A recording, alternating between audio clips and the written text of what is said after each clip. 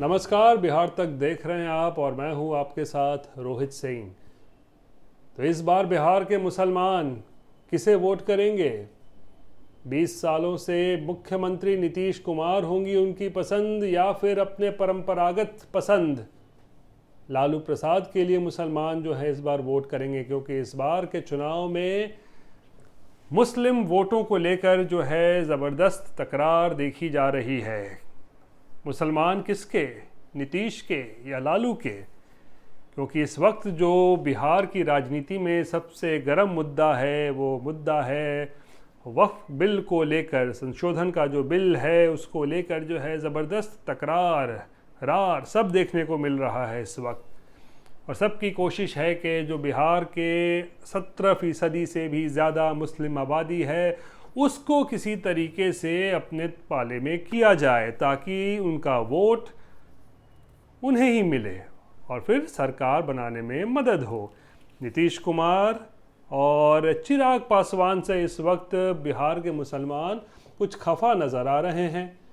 और खफा होने के पीछे की उनकी दलील ये है कि भाई केंद्र सरकार जो ये वक्फ को लेकर संशोधन बिल लेकर आई है इसमें नीतीश कुमार की पार्टी और चिराग पासवान की पार्टी ने इसका समर्थन कर दिया है। अब समर्थन कर दिया है तो मुसलमान जो बिहार के हैं वो काफ़ी नाराज़ हैं कि भाई क्यों समर्थन किया आप लोगों ने। नीतीश कुमार एक बार अगर केंद्र सरकार को थोड़ा सा समीक्षा के लिए कह दें या फिर सरकार से समर्थन वापस ले लें, ऐसी बातें कह रहे हैं, तो फिर ये बिल पास नहीं होगा संसद में। और फिर चंद्रबाबू नायडू को लेकर भी सवाल खड़े हो रहे हैं। यानी इन दोनों नेताओं पर ही जो है पूरा दारो मदार है इस वक्फ संशोधन बिल का जो है अमेंडमेंट एक्ट जो है अमेंडमेंट बिल माफ़ कीजिएगा, कि भाई ये दोनों नेता जो हैं नीतीश कुमार और चंद्रबाबू नायडू, ये दोनों अगर थोड़ा सा केंद्र सरकार के रवैये को लेकर अगर थोड़ा सख्ती दिखाएं तो हो सकता है कि ये बिल पास ना हो।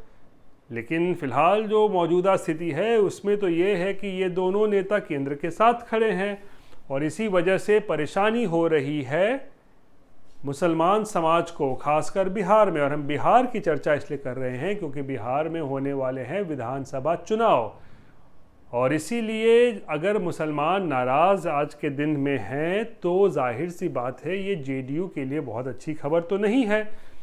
क्योंकि याद कीजिए दो चुनाव का जिक्र ज़रूर करेंगे, 2010 और 2015 का चुनाव, जब मुस्लिम मतदाताओं ने दिल खोल कर नीतीश कुमार को वोट किया था।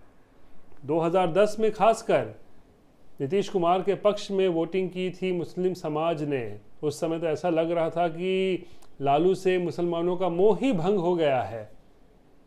15 में लालू के साथ थे नीतीश कुमार, तब तो और बम्पर वोटिंग हुई मुसलमानों की, लालू और नीतीश दोनों के लिए।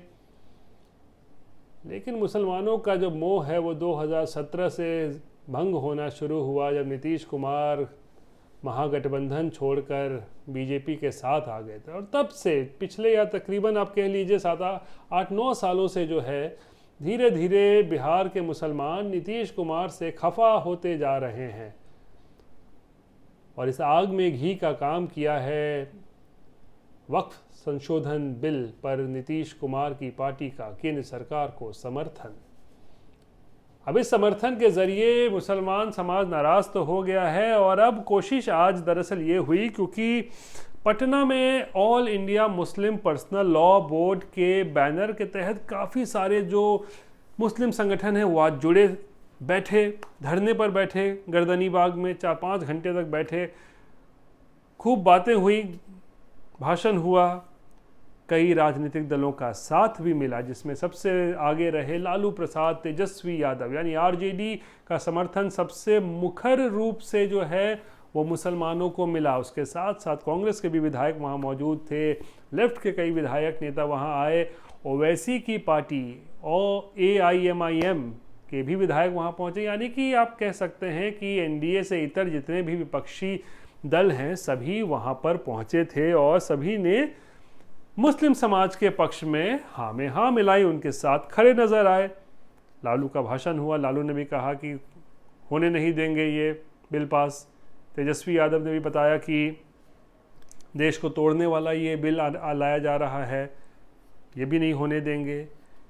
तो ऐसे में अब सवाल ये उठ रहा है कि क्या वाकई अब मुस्लिम समाज जो इस बार है, यानी मुस्लिम मतदाता बिहार के तकरीबन 17-18%, वो ये फैसला करेंगे कि अगली सरकार बिहार में किसकी बनने जा रही है। लालू प्रसाद ने आज जो कोशिश की है उससे बड़ा संदेश दिया है। बड़ा संदेश दरअसल मुसलमानों के साथ खड़े होकर उन्होंने एक बार फिर से मुस्लिम समाज को ये आश्वस्त किया है कि आप घबराइए मत, लालू आपके साथ खड़े हैं। और वही मुझे लगता है कि लालू के लिए एक बहुत बड़ी जीत है, क्योंकि अगर मुस्लिम मतदाताओं का कंसोलिडेशन, यानी जो भी थोड़े बहुत मुसलमान समाज के मतदाता थे, मुस्लिम समाज के वोटर थे जो लालू की तरफ नहीं बल्कि नीतीश कुमार को पसंद करते होंगे, उनको भी जो है नाराज़गी है, तो ऐसे वोटरों को भी जो है वापस अपने खेमे में लाने की कोशिश जो है वो आज लालू ने की है, ताकि जब वोटिंग हो तो एक मुश्त होकर मुस्लिम मतदाता आरजेडी के लिए वोट करें, महागठबंधन के लिए वोट करें। और इस कोशिश में कहीं ना कहीं लालू और तेजस्वी सफल होते हुए भी नज़र आ रहे हैं।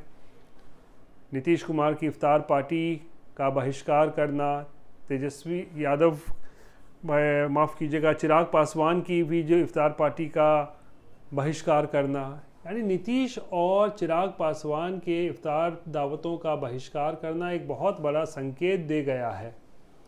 चिराग पासवान दुखी हैं, बोलते भाई हमसे ऐसी क्या गलती हो गई जो कांग्रेस और आरजेडी के लोग आपके चहीते हो गए, आपके हितैषी हो गए, और चिराग की पार्टी से क्या गलती हो गई, नीतीश की पार्टी से क्या गलती हुई जो आप इनके साथ नहीं खड़े हैं। तो सबकी अपनी अपनी दलील है, मुस्लिम मतदाताओं की अपनी दलील है, एनडीए की अपनी दलील है समर्थन करने का इस बिल को, और आरजेडी की अपनी दलील है कि किस तरीके से मुस्लिम जो नियम कानून होते हैं, उनके धर्म के जो होते हैं, उसमें बीजेपी जो है हस्तक्षेप करना चाह रही है। तो ये तमाम तरह की बातें जो हैं वो की जा रही है। तो इस बार जो बिहार में विधानसभा चुनाव होगा वो जाहिर सी बात है बड़ा दिलचस्प होने वाला है, और ख़ासकर मुस्लिम मतदाताओं को देखते हुए तो है काफ़ी कुछ जो है वो देखा सुना जा रहा है।